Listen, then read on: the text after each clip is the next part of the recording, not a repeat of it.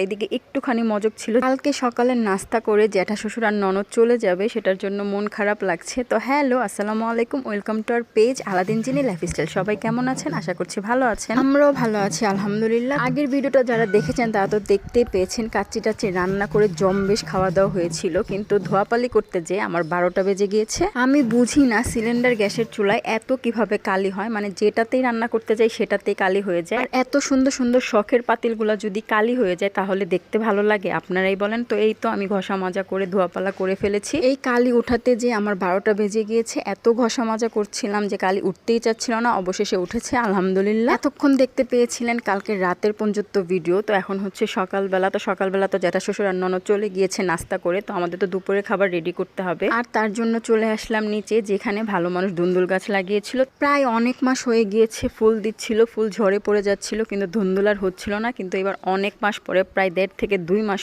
পর আপনার ধুন্দুলের দেখা পেয়েছি। আর এমন দেখা পেয়েছিলাম যে এখন কয়দিন পরে পরে, বিশেষ করে 4 থেকে 5 দিন পরে পরে 1 থেকে 1.5 কেজি ধুন্দুল হয়ে যায়। আর খেতে খেতে আমরা অতিষ্ঠ। আবার বাইলাদেরও দিয়েছিলাম, তো মিলেমিশেই খেয়েছিলাম। তো যাই হোক, আজকে দুপুরে রান্নাতে থাকছে হচ্ছে ছোট মাছের চচ্চড়ি। তো সব ধরনের মশলা এখানে দিয়ে দিয়েছিলাম, হলুদ, মরিচ, ধনের গুঁড়ো, জিরার গুঁড়ো, আদা রসুন বাটা, পেঁয়াজ, টমেটো, তেল, তারপর ছোট মাছ, লবণ। সাথে যেহেতু একটা ধুন্দুল ছিল তাই এই ধুন্দুলটাও কেটে ছোট মাছে দিয়ে দিলাম। জানি না কেমন হবে, কারণ ধুন্দুল দিয়ে ছোট মাছের চচ্চড়ি কখনো খাওয়া হয়নি। ছোট মাছে সব ধরনের মশলা দিয়ে হাত দিয়ে ভালো করে মেখে পরিমাণ মতো পানি দিয়ে বসিয়ে দিব। এগুলো কিন্তু ফ্রোজেন টমেটো ছিল, সাথে ফ্রোজেন কাঁচামরিচ দিয়ে দিয়েছি, ডেকে রান্না করবো। আর এদিকে একটুখানি মজক ছিল, যেটা আমার বাপের বাড়ি থেকে আসছিল গরু মাংসের সাথে।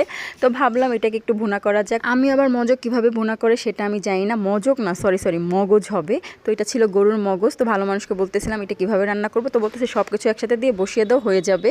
ওও নাকি কখনো রান্না করে নাই। তো ওর আইডিয়া থেকে আমি সব মশলা দিয়ে আদা রসুন এলাচি দারচিনি তেজপাতা হলুদ মরিচ ধনের গুঁড়ো জিরার গুঁড়ো সব পেঁয়াজ টিয়াজ দিয়ে একসাথে ভালো করে মেখে তেল দিয়ে বসিয়ে দিয়েছিলাম। যাই বলেন না কেন, যাই রাঁধতে যাই না কেন, সব কিছুতেই আম্মুর কথা মনে হয়ে যায়, কারণ আম্মুর হাতের রান্না অন্যরকম হয়ে থাকে। মগজ বোনা তো আম্মুর হাতের অনেক পছন্দ। তো এইদিকে মাছের চচ্চড়ি হয়ে গিয়েছে। চচ্চড়ি বলবো না, একটু ঝোল রেখেছি, কারণ মগজ বোনাটা হবে একটু শুকনা ভুনা। সবই যদি শুকনা ভুনা ভুনা করে ফেলি ভালো মানুষের খেতে প্রবলেম হবে, তাই একটু মাছের ঝোল রেখেছিলাম। এই তো এইদিকে মগজ বোনা হয়ে গিয়েছে। দুপুরে 2 আইটেম ডান। সবাই ভালো থাকবেন। আল্লাহ হাফেজ, আসসালামু আলাইকুম।